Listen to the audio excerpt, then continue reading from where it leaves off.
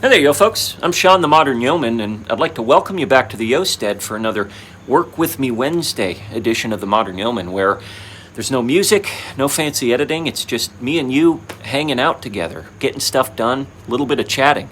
If that sounds like something you'd be up for, then I'd invite you to get comfortable and let's go get some stuff done. Now, before we get into it, a lot of you have asked me whether or not the hawk has paid a visit, the hawk that was in the last episode that attacked my meat chickens. And so far, I'm thankful to say that, at least as far as I'm aware, the hawk has not returned. If he has, he hasn't hurt any of the chickens. One thing that somebody mentioned in a comment and that I thought about is that there's something to be said for having black-feathered chickens. We actually have at least one black-feathered chicken in each of our laying flocks. The Kramer crew, there's two black-feathered chickens, and in our crew there's one black-feathered chicken. What people have said is that birds of prey tend to think that these black-feathered chickens are crows. And they don't mess with crows, so having a black-feathered chicken in your flock can potentially ward off attacks by birds of prey. I don't know if that's true or not, but it might explain the absence of events in the past year with our laying flock, why birds of prey just didn't bug our laying crew. Maybe it's because we had a black-feathered chicken. That could be the case. I don't know, that's conjecture, but I did a little bit of research online, and it seems to be something that other people have noticed anecdotally as well, that having black-feathered chickens in their flocks, birds of prey typically don't mess with them as much. So we've got one black-feathered chicken in each of our laying flocks here. Whether or not that's making a difference, I don't know, but it doesn't seem to hurt, that's for sure. Now, as you saw at the beginning of the video, our meat chickens are getting a lot bigger. And I think it's fair to say that our days of using a single trough feeding system are quickly approaching their end. It's with that in mind that I'd like to either get another trough or use scraps to build my own new trough. I like the challenge and the idea of the latter approach, finding scraps to use for the trough, just because it'd be nice to save a few bucks on that front. So with that being said, I'm going to source some scraps and see if I can't get something put together.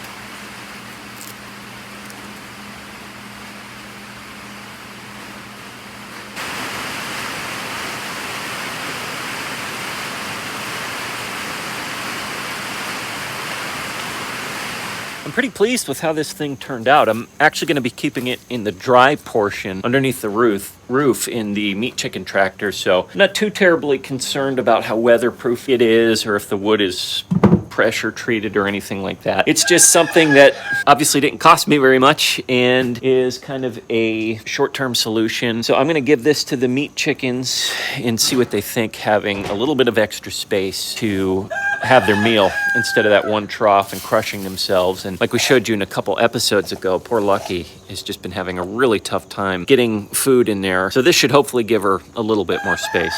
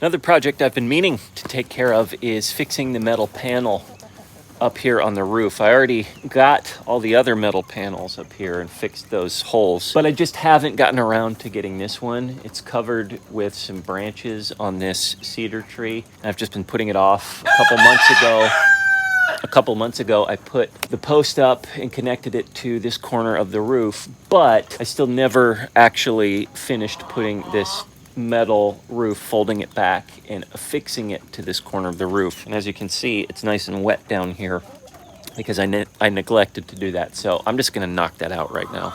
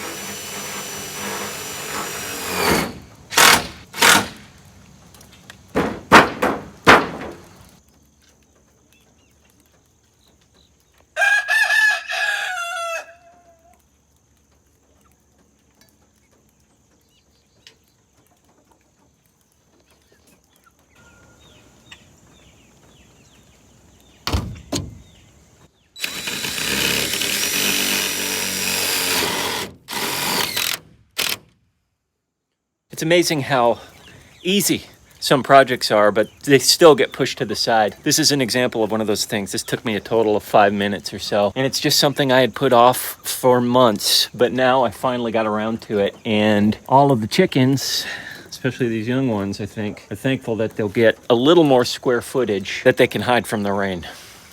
Well, thanks for hanging out with me today, friends. I know the weather today has been rainy, hasn't been ideal for doing outdoor work, but it doesn't matter. When I need to get stuff done, I need to get it done, whether it's raining or not. I hope the rest of your week goes wonderfully. And until we see you on Sunday, remember, as always, slowly, slowly.